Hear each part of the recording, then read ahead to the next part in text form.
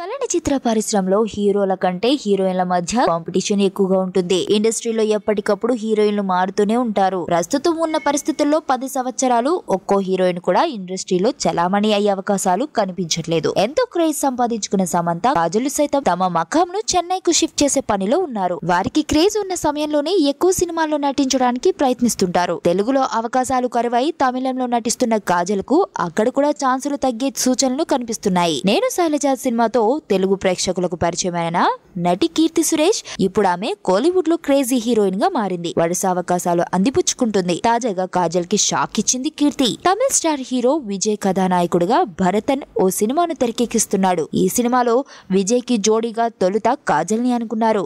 ఆ తర్వాత ఏం జరిగిందో ఏమో గానీ ఇప్పుడు ఈ స్థానంలో కీర్తి సురేష్ వచ్చింది. హీరో కార్తీ నటిస్తున్న మరో సినిమాలో కూడా మొదట కాజల్ ను అనుకుని ఇప్పుడు కీర్తి సురేష్ ను తీసుకునే ప్లాన్ లో ఉన్నారట.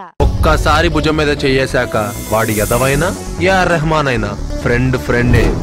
బ్యాచులర్ బాబు